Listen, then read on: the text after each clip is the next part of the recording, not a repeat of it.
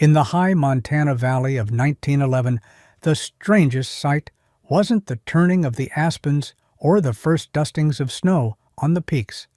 It was what Anya Petrova was doing to her cabin. From the county road, it looked like the widow had lost her mind. She was building a second house, a phantom house, right around her first one. A house made of nothing but willow and aspen saplings. Day after day, people saw her out there with her two small children, harvesting the thin, flexible trees from the creek bed. Then she'd spend hours weaving them into a dense, basket-like wall that stood about 18 inches off the real log walls of her home. It made no sense. It wasn't a fence. It wasn't a corral. It looked like a giant upside-down bird's nest was slowly swallowing the cabin whole. The talk started at the general store. Then it moved to the church social. They said grief had finally broken her. And when the brutal winter of 1911 hit, the winter they would later call the Great Freeze, that crazy sapling wall would prove the difference between survival and surrender. If you want to see the number that made the Valley's best cabin builder go silent, stay until the end. What did this quiet, immigrant widow understand about heat and wind that every experienced frontiersman in the Valley had missed? If you're new here, hit that subscribe button and drop a comment to let us know where you're watching from. We love seeing how far these stories travel. Anya Petrova wasn't trying to revolutionize anything. She was a 34-year-old widow trying to keep her children from freezing to death. She had arrived in the Valley 3 years prior with her husband, Peter, a man with strong hands and a quiet smile. He'd built them a good cabin. By frontier standards, it was more than respectable. It had tight chinked pine logs, a solid fieldstone fireplace, and 2 small rooms. It was supposed to be the start of their American life. Then, a logging accident took Peter in the spring, leaving Anya with 7-year-old Misha, 5-year-old Lena, and a property that was just barely hers. She got through the summer on grit and the small garden she managed, but her first winter alone was a brutal lesson in physics. The cabin, which had felt so sturdy and safe with Peter there, revealed its true nature. It was a sieve. The Montana wind was not like the wind of her childhood in the Ural Mountains. That wind was a steady, frozen pressure. This wind was a living thing, a predator. It screamed down from the peaks and hit the north wall of her cabin with a physical force. It didn't just make the air cold. It actively stole the heat right through the logs. She burned through a staggering amount of wood that Peter had cut and stacked, a gift from a ghost. She fed the iron stove until it glowed cherry red, but the heat seemed to vanish as soon as it left the metal. The floor was an ice rink. A cup of water left on the table overnight would have a skin of ice by morning. Her daughters, Misha and Lena, slept in their coats and hats, burrowed under every blanket she owned. Lena developed a cough in November that didn't leave until April. Anya would sit by their beds at night, listening to the wind howl and feeling the drafts snake across the floor, cold as water. She stuffed rags along the baseboards every evening, only to find them frozen stiff by morning. By February, she was terrified. The woodpile was shrinking at an alarming rate. She started rationing, keeping the fire just high enough to keep the cabin above freezing during the day, and letting it die down to embers at night. They lived in a perpetual state of shivering. It wasn't just discomfort. It was a slow-motion emergency. She knew she couldn't survive a second winter like this, not with 2 small children. The wood would run out. Their health would break. One afternoon, watching the wind whip snow into mesmerizing patterns against the north wall, a memory surfaced, a memory from her childhood. Her father, a trapper, building a temporary winter shelter. He never built a single wall.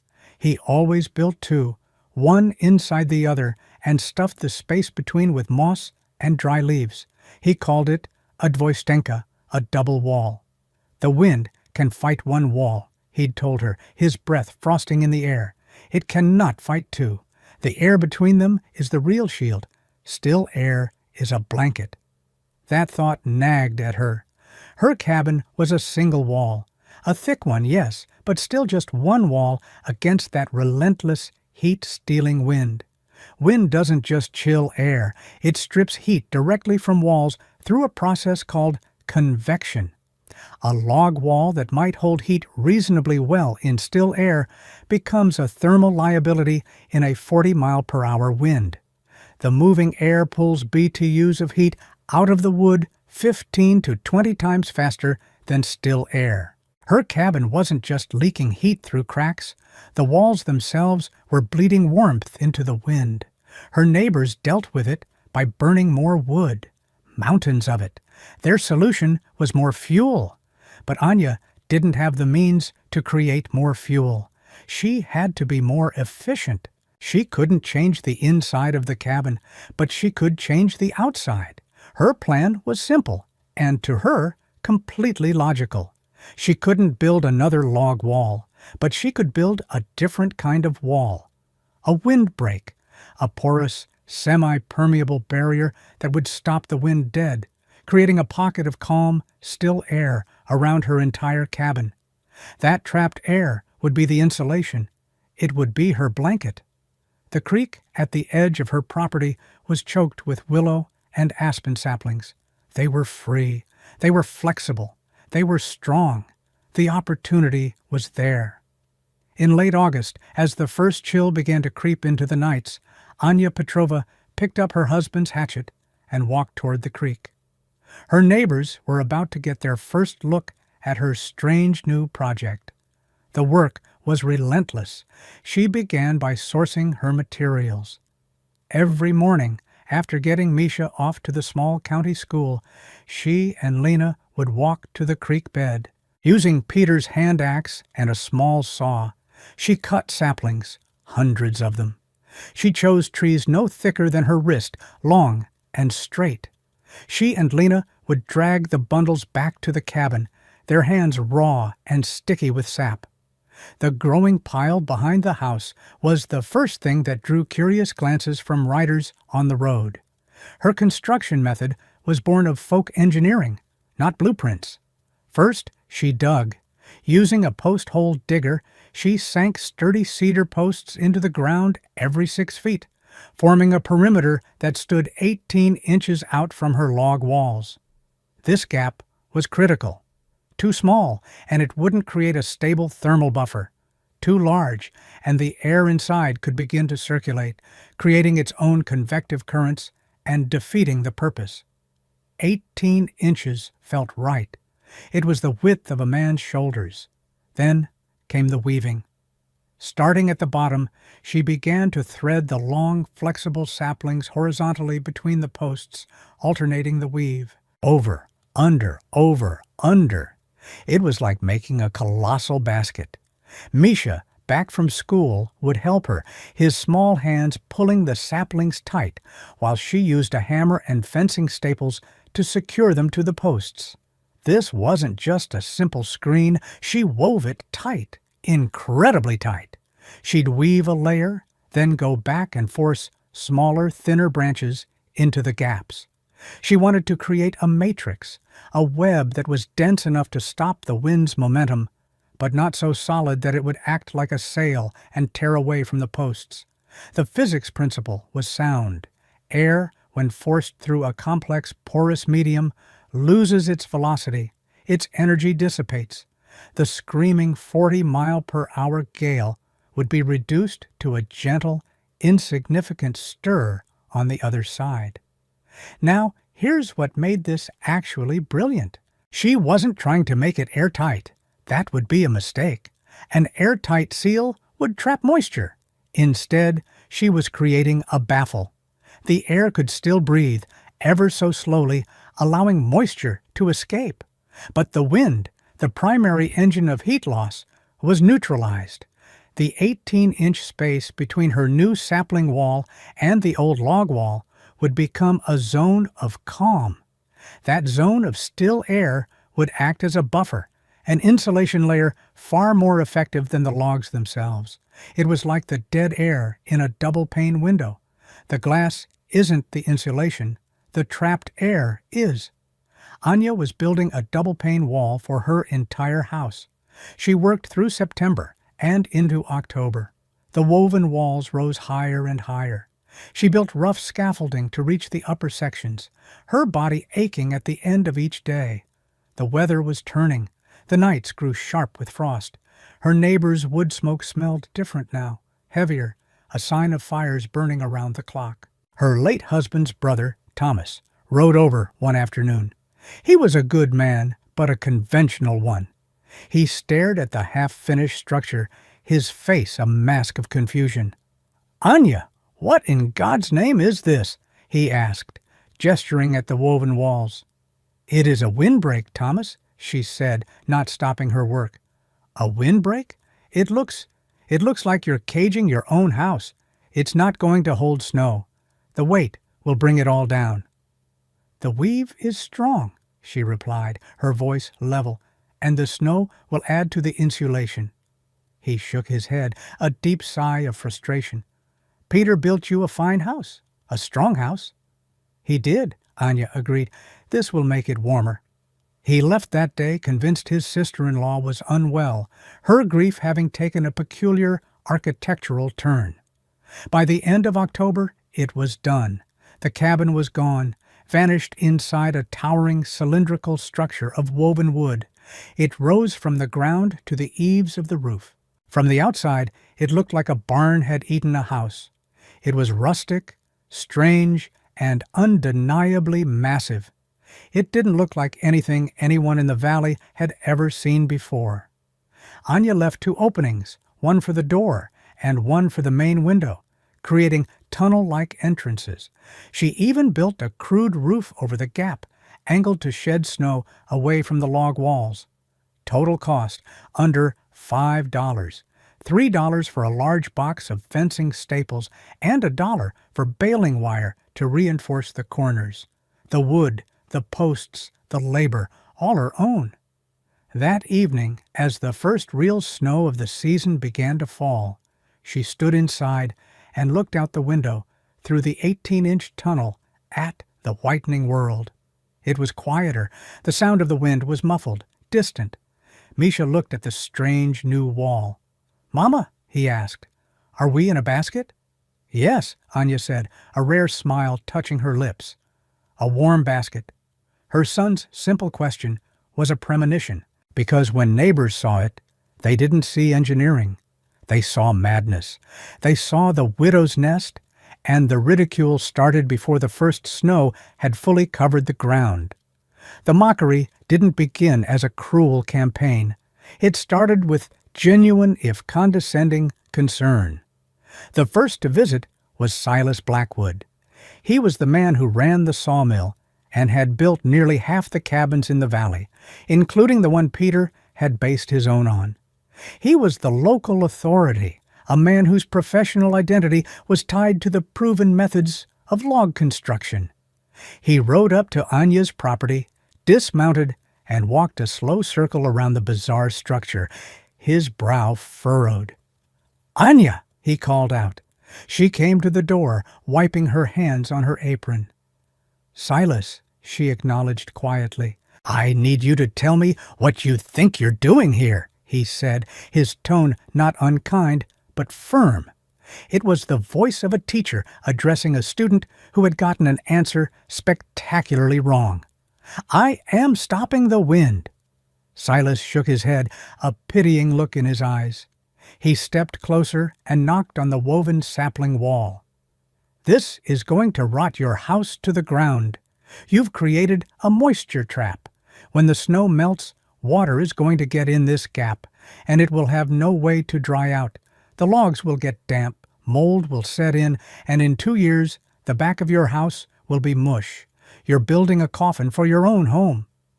His objection sounded reasonable. It was based on his years of experience. He was the expert. Anya's response was calm and brief. "The air will move. It will stay dry. It's your house, Anya, but I'm telling you, this is a terrible mistake." He tipped his hat and rode away, already composing the story he would tell the men at the sawmill. The next stage of mockery was less professional and far more public. At the general store a week later, Jedediah Jed Vance, a man known for a booming voice and a small mind, saw Anya loading sacks of flour into her wagon. He bellowed from the porch so everyone could hear. "Hey, boys, look, it's the Widow Petrova. Heard you built yourself a bird's nest out there. Afraid a strong wind might blow you all the way back to Russia?" A few men laughed. Others just shuffled their feet, embarrassed. The name stuck. From that day on, her home was known as the Widow's Nest, or Anya's Basket. People would ride past on the county road, slow their horses, and point. Children at school started teasing Misha, asking if his mother was a giant bird. The social pressure was immense, and Anya felt it most acutely through her isolation. Conversations at the store would go quiet when she entered. The women at the quilting circle, who had been so kind after Peter's death, now offered her pitying looks and whispered behind their hands. They saw her not as an innovator, but as a pitiable, broken woman, a problem to be managed. Then came the institutional concern. Mr. Abernathy, a young, earnest agent from the County Agricultural Extension Office, paid her a formal visit. He carried a clipboard and had the air of a man who believed in manuals and official bulletins. "Mrs. Petrova," he began, after his own bewildered inspection, "I've been asked by several of your neighbors to check in. This construction method, it's highly unorthodox. It's not in any manual I've ever seen. We have pamphlets on proper winterizing, chinking, banking sawdust against the foundation. But this," he gestured vaguely, at a loss for words. "I have concerns about fire risk, pests, structural integrity." "It is safe," Anya said, "and it will be warm." He made some notes on his clipboard. "Well, I'll have to file a report. I would strongly advise you to reconsider this experiment." But the cut that went deepest came from family. Thomas, her brother-in-law, came again, this time with his wife, Sarah. They brought a crate of canned goods, a gesture of charity that felt like an accusation. Sarah stayed outside while Thomas came in, his face etched with worry and shame. "Anya," he said, his voice low, "you have to take it down." "No. Listen to me. People are talking. Jed Vance is calling your home a joke all over the valley. Misha is getting into fights at school. You're making yourself a laughingstock. You're shaming Peter's memory. People are going to think you're either incompetent or you've gone mad with grief. Maybe both." This was not the blunt cruelty of Jed Vance or the professional condescension of Silas Blackwood. This was criticism wrapped in the language of concern, and it pierced her stoic defense. For a moment, her resolve wavered. The weight of the entire community's judgment pressed down on her. She looked at her children, playing quietly by the stove. She looked at the sturdy log walls her husband had built, and she looked at the new, woven wall visible through the window. She turned back to Thomas, her voice steady, without a trace of anger. "I am not trying to impress anyone, Thomas. I am not trying to shame anyone. I am trying to keep my family warm." He left, defeated. By the first week of November, as the skies turned a permanent, ominous gray, not one person in the valley thought Anya Petrova had solved anything. They thought she had built a monument to her own folly, a bizarre testament to a widow's grief. Stay with me, because what happened next didn't just prove Anya right. It changed how people in that valley thought about survival itself. Then November came, and it brought the kind of cold that separates theory from reality. The winter of 1911 to 1912 is still recorded in Montana's climatology archives as one of the most severe in the 20th century. It wasn't just a storm, it was a siege. The temperature drop was relentless, a steady downward march on the thermometer. November 20th, the mercury hit 0 and stayed there. By Thanksgiving, it was minus 18 degrees Fahrenheit overnight. By the first week of December, the valley was locked in at minus 31 degrees Fahrenheit. The wind began to blow, a constant scouring force from the north that drove the wind chill down to minus 50 degrees Fahrenheit, then minus 60 degrees Fahrenheit. Then the snow started. It wasn't a gentle powder. It was fine and granular, like sand, driven almost horizontally by the wind. It piled into massive drifts that buried fences and blocked roads.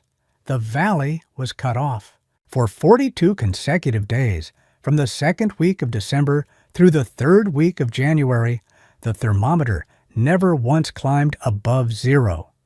The community, so confident in its traditional wisdom, began to break down. The suffering was real, and it was widespread. Log cabins, the very symbol of frontier self-reliance, were failing. The Colby Ranch, one of the biggest in the valley, was burning through 3 cords of seasoned oak a month just to keep the main house at 42 degrees. Their cattle began to die, freezing in the fields. Jed Vance, the man who had mocked Anya so loudly, had his chimney clogged with creosote from burning green wood. His house filled with smoke, and his family had to take shelter with neighbors, their faces smudged with soot, their pride gone. Thomas and Sarah were struggling badly. Their youngest child was sick, the same hacking cough that Lena had suffered the winter before. They hung blankets over the windows and stuffed every crack with wool, but the cold was inside with them. They were burning half a cord of wood a week just to keep the main room above freezing. The rest of a house was a frozen zone. Failure came in a dozen different ways. Wood piles that were supposed to last until March were half gone by Christmas. People started burning furniture, fences, anything that would catch fire. Livestock froze in their barns. The old and the young fell ill. Winter on the frontier had always been hard, but this was different. This was a battle, and they were losing. And then, slowly at first, people started noticing the Petrova place. Or rather, the lack of anything to notice. During a brief lull in the snowfall, a neighbor riding out to check his cattle traps passed Anya's property. He saw a thin, almost lazy plume of smoke rising from her chimney. It wasn't the frantic, billowing smoke of a desperate fire being fed constantly. It was the steady, calm smoke of a well-managed burn. A few days later, Silas Blackwood was making an emergency wood delivery to a family down the road. The snow was so deep, he had to use a sleigh. As he passed Anya's cabin, he saw her. She was outside, knocking snow off the sapling walls with a broom. She was wearing her husband's wool coat, but it was unbuttoned. She wasn't wearing a hat or gloves. She moved with a purpose, not the hurried, shivering scramble of everyone else. She didn't look like she was surviving. She looked like she was tending her garden. The most powerful image came from the mail carrier, who made it through on horseback in mid-January. He looked toward her window as he passed, expecting to see it frosted over like every other window in the valley. Instead, it was clear. And through the glass, he saw Misha and Lena. They were sitting at the table, drawing on pieces of paper. They were in their shirt sleeves. The stories began to circulate, whispers of disbelief replacing the earlier mockery. How could the widow's nest, the joke of the valley, be so calm? How could she be burning so little wood? How could her children be inside without coats when everyone else's were bundled in blankets right next to their stoves? It made no sense. It violated everything they knew. If you're still here, stay with me, because the number that came out of this cabin didn't just surprise the valley. It rewrote the rules. The breaking point came on January 22nd. The temperature that morning was -41 degrees Fahrenheit, with a wind that made breathing feel like swallowing glass. Silas Blackwood's woodpile was nearly gone. His own family was huddled in the kitchen, the only warm room in their large, well-built house. The interior walls of his home were coated in a layer of frost. He was a proud man, the best builder in the county, and he was failing. He couldn't shake the image of Anya calmly sweeping snow in her unbuttoned coat. Pride warred with desperation. Desperation won. He loaded a few logs onto his sleigh, a pretense, and told his wife he was going to check on the widow. The journey was brutal. When he finally reached her property, the sapling structure was a monument of ice and snow. The wind had plastered every crack with white. It looked more like an igloo than a basket. He tied his horse and walked to the entrance tunnel, the snow crunching loudly under his boots. He knocked. The door opened, and the warmth hit him. It was a physical shock. It was like stepping from the Arctic into a summer kitchen. The air wasn't just warm, it was a gentle, enveloping heat. It carried the smell of baking bread and drying herbs. Anya stood in the doorway.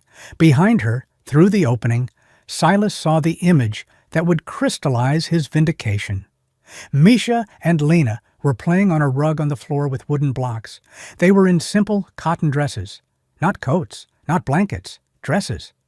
"Silas," Anya said, her expression unreadable. "It is cold to be out." He was momentarily speechless. Is everything all right, Anya? Do you need wood?" He gestured to the logs on his sleigh. "We are fine, Silas," she said. Her voice was even, without a hint of triumph. "We are managing fine, but thank you." How much wood are you burning?" he stammered. "The stove is slow today. A log every 4 hours, perhaps. We are burning less than a cord every 3 weeks." The number stunned him. Less than a cord every 3 weeks. People were burning half a cord a week. Jed Vance had burned through his entire winter supply already. Silas himself was burning a cord every 10 days. He stepped inside. His eyes went immediately to the wall thermometer next to the door. He had installed it himself for Peter. The mercury sat clearly, undeniably, at 68 degrees Fahrenheit. Let that sink in for a moment. 68 degrees, while the world outside was -41. A difference of 109 degrees. It was an impossible number. It defied every principle of construction he had ever known. A log cabin, no matter how well built, should not be able to maintain that kind of temperature differential in that kind of wind. "That can't be right," he whispered, more to himself than to her. He took off his thick glove and touched the interior log wall next to the door. He expected it to be cold, possibly damp with condensation. It was warm, not just neutral. It was actively, passively warm to the touch, and it was bone dry. He walked to the far wall, the north wall, that took the full force of the wind. He placed his hand on it. The same, warm and dry. "The gap," he said, his voice full of awe. "The inner wall stays warm, so the moisture does not condense," Anya explained simply. "The outer wall freezes. The space between stays dry and still. The wind never touches the logs." It was all there. The trapped air was the perfect insulation. The inner log walls became a massive thermal battery, absorbing the stove's heat and radiating it back into the room instead of losing it to the wind. Her system didn't just fight the cold, it created a stable, self-regulating environment of comfort. He compared the data in his head, a builder's mental ledger. The Colby Ranch, 3 cords a month to hold 42 degrees. Thomas Petrova's cabin, 2 cords a month to hold 48 degrees. His own house, nearly 3 cords a month to hold 50 degrees in one room. Anya Petrova's cabin, less than 1 cord a month to hold 68 degrees throughout. The difference wasn't incremental, it was categorical. She wasn't just doing better. She was operating on a different level of efficiency entirely.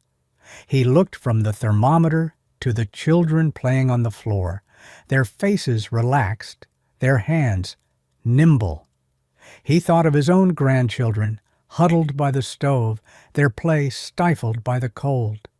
It wasn't just about firewood or degrees on a thermometer. It was about dignity. It was about life.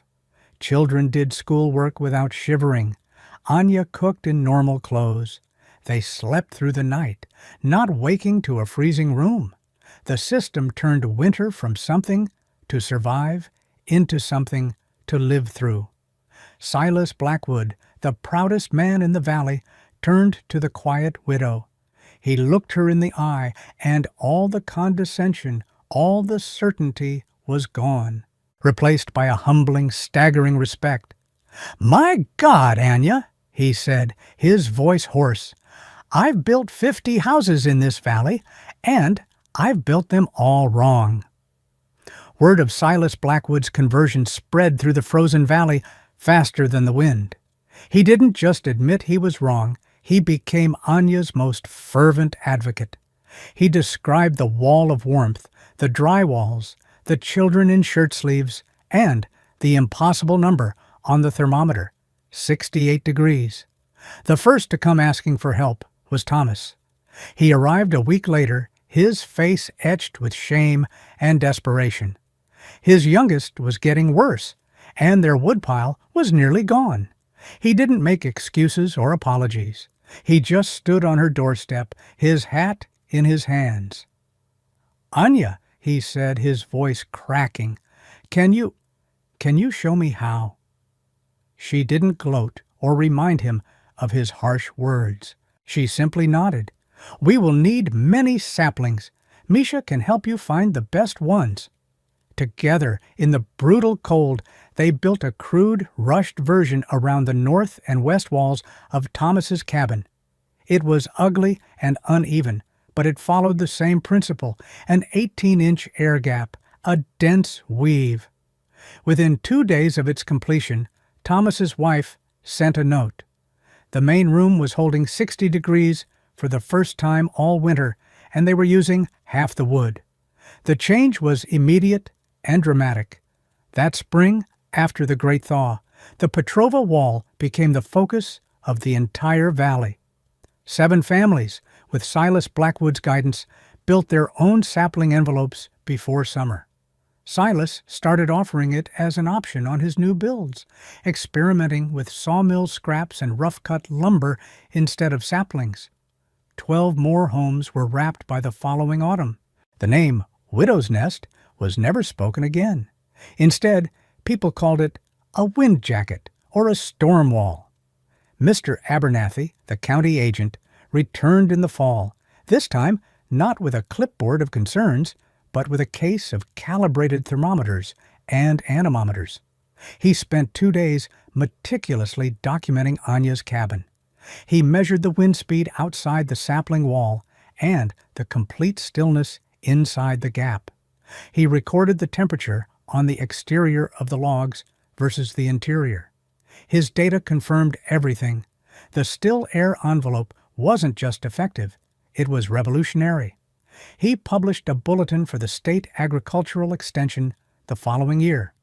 It was titled The Still Air Envelope, a novel windproofing method for timber dwellings.